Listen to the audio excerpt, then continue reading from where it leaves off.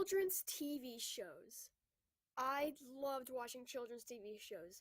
There's so many TV shows about everything. Healthy eating, social skills, math, Spanish, and dancing.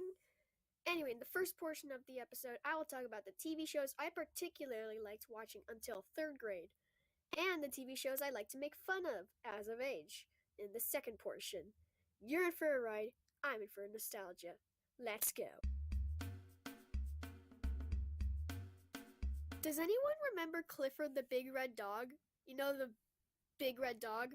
Oh man, I loved it. I don't even know what it was supposed to teach me, but I love the characters, the storylines, and the personalities are so easy to digest. As a toddler, I still have the Halloween special on DVD. These days, it's sort of a bit weird to see elders and adults get scared of a dog in the sheets, but I still found it somehow charming.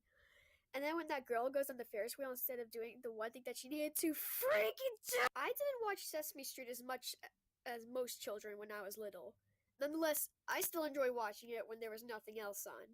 When we used to have Netflix, the only thing I would watch is a documentary on how the puppeteer made Elmo.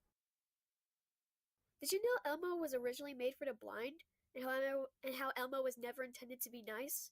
There's a clip in the documentary showing Elmo say stupid. But that didn't stop me from watching it. I remember a time when my brother and I were watching it on the couch, and he was eating butter. Dinosaur Train. Possibly my favorite TV show ever. The characters had real personalities. There was even a time where the T-Rex in the Pteranodon family had to choose his birth family or his adopted family. True heartbreak. I mean, I didn't cry because it's a children's TV show and I have no soul, but it was still awesome. Then the specials, oh man. There was this 3-episode special, Buddy and Tiny trying to find every dinosaur in the Dino ABCs.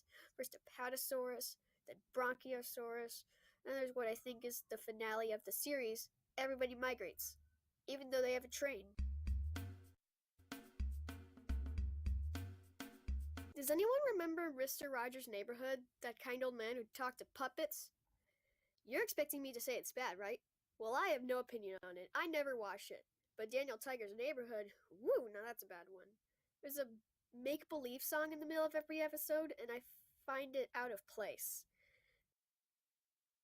What does going down the slide have to do with manners at a table? Or going adventuring when learning not to interrupt others? There's actually a lot of misinterprets here, and I love pointing out the bad stuff in it. I'm not so big on the Cat in the Hat. I didn't read him very much, but I should have. It is so obvious how much work is put in this books, instead of this. This is a show about animals for some reason. Maybe because Unnamed is a cat. It has all the characters from the book, even the fish who barely wants to go anywhere unnamed. That Unnamed says. It's always the one that wants to get along with his life is the one that suffers. I mean, I could have liked it, but it feels so forced. Why don't the kids' parents know they're risking their lives by going near snakes and kangaroos every day? Like, why?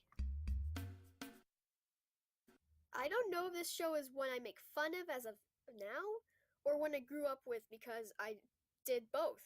Little Einsteins. Just this show. It's like Powerpuff Girls. You know, you probably shouldn't watch it, but you just can't stop. The characters are weird, all animals speak in music, the technology is so high advanced, the 5 kids are the only humans ever seen, and this and so many other plot development objects make this so weird.